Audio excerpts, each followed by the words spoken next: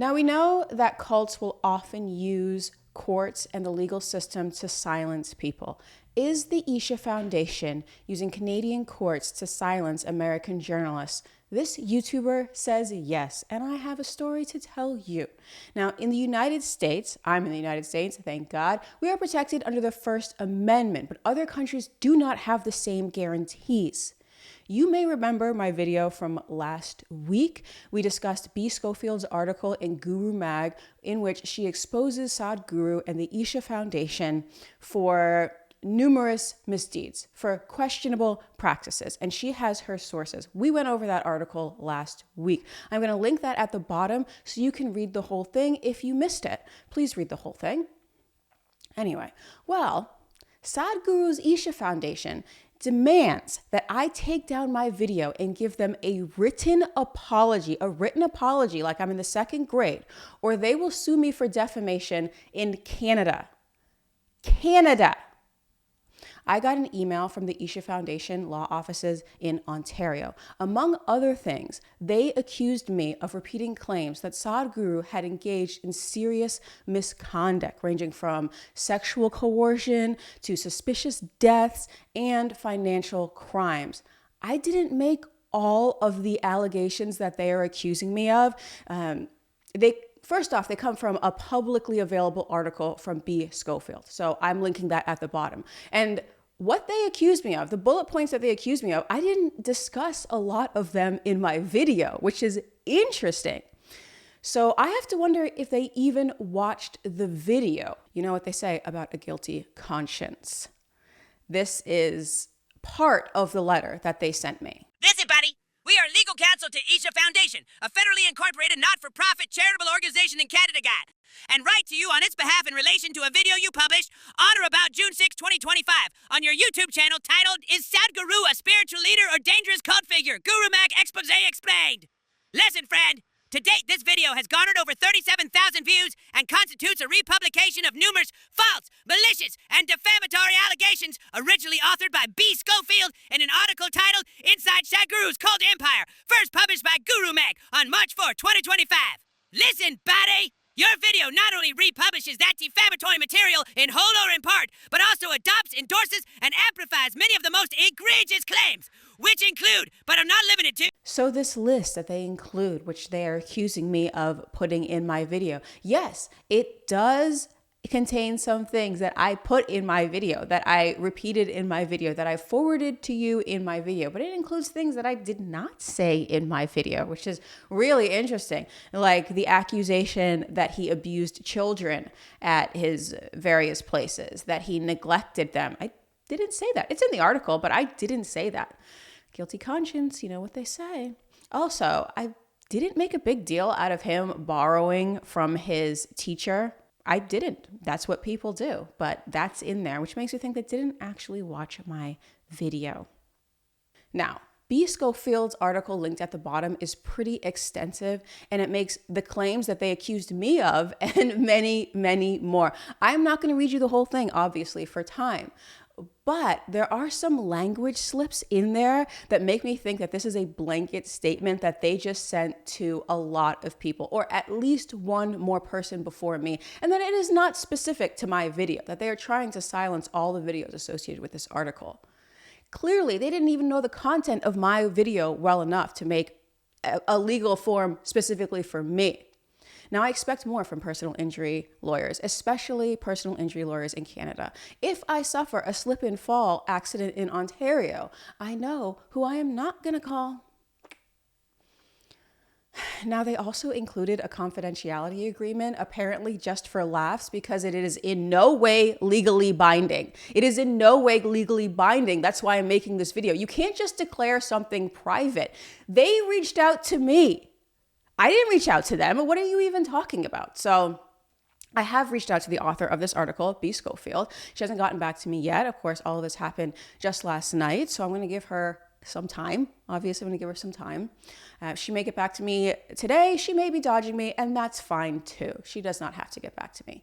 Now, the Isha Foundation isn't the first organization that I have upset. And I know this because people reach out to me and ask if so-and-so has threatened legal action. They say others who made videos about these specific cults, they received legal threats and intimidation, and they had to take their articles down. But before this, nobody had tried to silence me. Nobody had tried to silence me because I didn't break any laws. I didn't break any laws. But they're threatening to sue me in Canada because they likely know that the US courts wouldn't even consider a defamation case like this. They wouldn't even consider it. Of course, I took this threat very seriously, as I take all issues seriously on this channel. I responded to them. I said, thank you for reaching out. I am not in Canada. Please keep me updated about your case against the original author, and I may do a follow-up video including this correspondence. Namaste. Now, I wish I could say that legal threats are uncommon cult tactics, but they are not. Now, perhaps the Isha Foundation, through these personal injury attorneys, think it can use its vast resources against me, a lowly YouTuber, that they can intimidate me into silence, that I'll just back away because I got this paper that they sent. They then called me on the phone to repeat the threat and to tell me to take the video down. And I told them that simply would not be happening. That's not going to be happening. Then they said that if they sued me in Canada and they won, that they would try to enforce the judgment in the United States. But thanks to the Speech Act, US courts don't recognize foreign defamation judgments. They don't recognize them unless they meet First Amendment standards, which this does not. Ironically, even Canada has anti-SLAPP laws in place, especially in Ontario, meant to stop lawsuits that try to silence free speech. So they've already got this covered. People have tried this before. So this threat might not even hold up in Canadian courts either. Now, I got the impression that maybe these lawyers thought that I would be intimidated by the legalese of this letter, that I simply wouldn't catch that it was a copy paste from previous threats they may have done, previous intimidation attempts against other YouTubers, and that I would just back down. They don't watch the channel. They don't watch my channel. Okay. For a group that is so centered on ego transcendence and letting go, they sure hold tight to their public image, don't they? You know, Sadhguru is a brand. He is a brand. And you know that the best gurus are all brands. I guess if this YouTube thing doesn't work out, I can get a job doing guru PR. And maybe probably pays well. Anyway, it is funny because I am not the only channel to make videos about Sadhguru that are critical of Sadhguru. There are many videos out there on him from larger channels than mine, such as Did Sadhguru Really Kill His Wife? A criminal documentary by Dan Suisoko. I'm sorry if I mispronounced that name. So why would a channel, Sadhguru's channel, with millions of followers come after a much smaller channel for a video that has less than 40,000 views? Think about it. Why would they do that?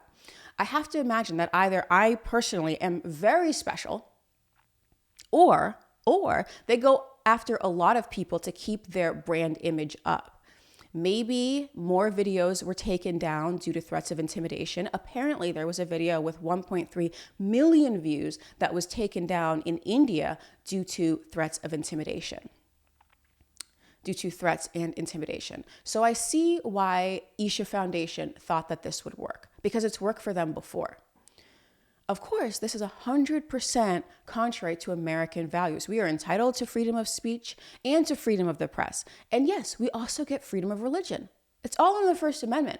And I framed my video to give people freedom of religion, real freedom of religion. I said that, yes, you might like this guru. You might like what he says, but are you aware of these allegations? Now, people should have all of the information they need before they decide to follow up with a person, before they decide to follow this person and to go through his courses. It is possible to hate a person and to love their work, and people should have that option. I gave them that option. That's what I was trying to do. And I didn't make any of this stuff up. This comes from an article that is still up 3 months later, which means that B. Scofield was not successfully sued for libel. They could not force her to take it down. She interviewed over a dozen former members. In fact, her article is great journalism. This is what journalism looks like. And you can read it for yourself. It is linked at the bottom. And if you want to follow Sadhguru after that, that's your right. God bless. But people should have the choice. People should have the choice. It is wrong to deprive people of their free will. If they think that I am wrong in my video, please make a video to refute it. Other people have done that. It's okay. People can watch both videos, read the articles, and then decide where they're going to spend their energy. That's their right. It's the individual's right. Now, this week, I was supposed to release a video on the Palantir list, or the supposed Palantir list. I shot it and everything, but then I got this email and I figured I should continue to cover this story instead. I'm going to keep on this one. So how many other people, how many other YouTubers got that same email and deleted their videos? The public should know which tactics the Isha Foundation uses, and then the public can decide whether or not they want to support these people. You might think that what they're doing is a complete overreach, that they're trying to circumvent the First Amendment, and you have the right to know that. Next week, I promise you, next week, we're going to talk about the Palantir list, or so-called list, unless, of course, this story keeps going, in which case we're going to stay on this story. It is kind of odd for them to come after me, because I would have just moved on. I'd have been like, here's this information, do with it what you will, and we're going to move on. But I really don't appreciate the legal system of another country being used to silence its critics.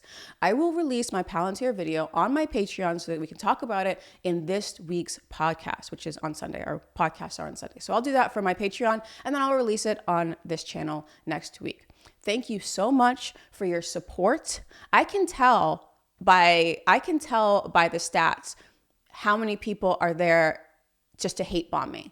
I can tell who's watching and who's hate bombing me. It gives me all that information on YouTube. So I actually really appreciate your support. And I got more support than I did hate. You might not say it from that comment section, but when I look at the stats, I'm like, oh, wait a minute.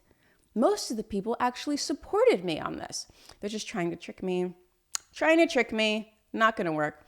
Anyway, thank you so much, everybody. I will see you next week.